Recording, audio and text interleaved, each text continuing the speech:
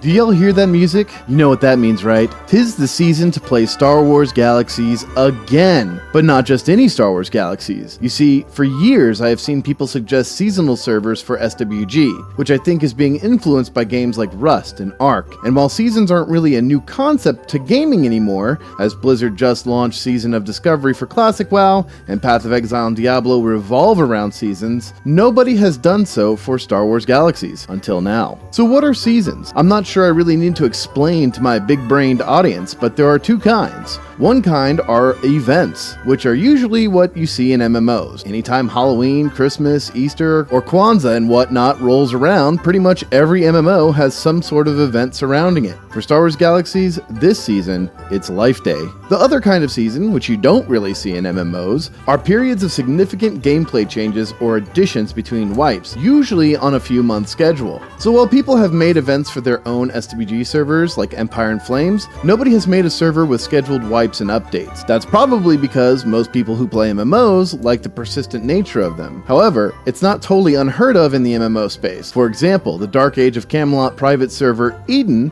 has already successfully done one season, and just a short while ago launched their second season. I don't know how many players the second season has, but I do know the first season was peaking around 2,000 to 3,000 concurrent players at launch. Clearly, there's some sort of audience for this, so let me introduce Attack of the Clones, also known as AOTC. AOTC is an SWG private server that is set in the Clone Wars era of Star Wars, which means they've revamped pretty much everything faction related to make it more in line with that time. They had a server before, but for some reason, I didn't bother asking, shut it down and are now relaunching as SWG's first seasonal server. Obviously, this piqued my interest. I can't talk about all of the changes because there are way too many of them to go over in a single video, but gracious viewer, let me tell you about the ones I find most interesting. Tell me a story.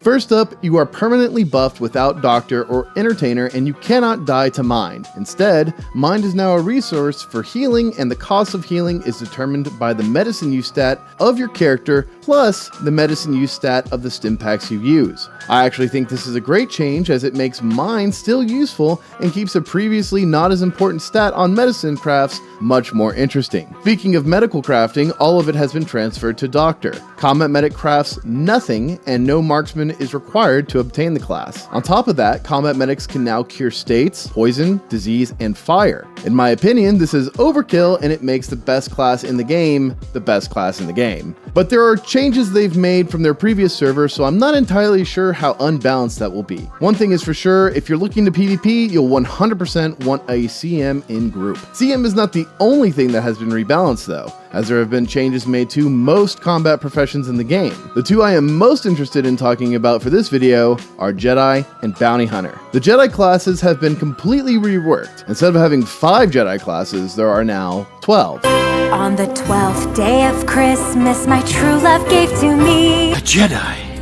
Yeah, so it doesn't work like your standard Jedi. There's Jedi, which is like a Padawan class, and from there you specialize to go either Healer, Guardian, Sentinel, or Force powers. Then, at the same time, you pick from one of 7 different Saber forms, each having their own abilities and passives. Some have more Force and Force regen, some have more damage, and some have other abilities and bonuses. There's much more customization for Jedi here on AOTC than there is in Vanilla Pre-CU. I'll link their website in the description below so you can check out their skill planner for yourself and see what interests you. And don't forget to subscribe while you're down there. Moving on, there's still only one Bounty Hunter class, and the requirements are the same as they've always been. But Bounty Hunter now gets plus 30 toughness against Sabers at Master, as well as a passive called Hunter's Foresight, which reduces Jedi Saber block against you. Assuming toughness is still 1% per point, that's 30% damage reduction against Jedi, which in my opinion is an excellent change to bring Bounty Hunter into PvP viability,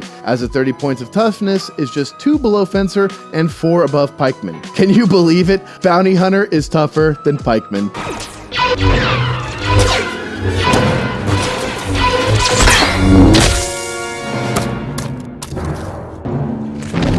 But the Bounty Hunter fun doesn't stop there. They've also added the Bounty Hunter Guild, which you can join after you've mastered Bounty Hunter. It is essentially the forced ranking system, but for bounty hunters. In that tree, bounty hunters will be getting more accuracy, speed, and toughness, as well as more accurate and quicker droid tracking. It's honestly an awesome idea. Bounty hunters will want to be somewhat careful though, as AOTC is sporting a pre-published 13 TEF system. So if you're familiar with the TEF system on Finalizer, you can just know it'll be the same on AOTC, at least for now. But bounty hunter PvP isn't the only kind of PvP that will be going on. Restus has been reworked into a PvP zone, and GCW in general will give you currency to roll for high-end loot items like Acklay Bones and Crate Tissues. On top of that, there have been a lot of balance adjustments to gear itself. Lots of weapons have been increased in damage and or brought up to medium armor piercing. Armor itself is capped at 70% instead of the usual 90%. This means your class of choice probably stands way more of a chance than it previously did in vanilla pre-CU. Now, AOTC currently plans to wipe every 4 months except for the first season, which will transition straight into Season 2. After Season 2 ends, the wipes will begin. Also, the Season 1 server will turn into a permanent server anybody can join and play on, as well as become a sort of testing ground for new additions to the game. I do have some concerns for the server. One being, if that people don't like one season, they won't come back for the next one. Although that also seems to be a positive as well, since if people really don't like the new content or mechanical changes of one season, the dev team can adjust and launch the next season to make it better. I also am not sure what amount of SWG players care for a non-persistent server. My hope is that people can get past that and actually have fun playing a temporary seasonal server. Another good thing I think will be the fact that ideas can be churned through relatively quickly, because if something is bad, it won't be bad for too much longer, and if something is good, it can be taken and applied to any other server or kept in for the next season. It actually sounds like a really good development pipeline to me. But yeah, that's all I have to say about the server right now. I've got other SWG videos in the works that I think will interest a lot of SWG players, so be looking forward to that. Merry Christmas and Happy New Year. God bless. Peace.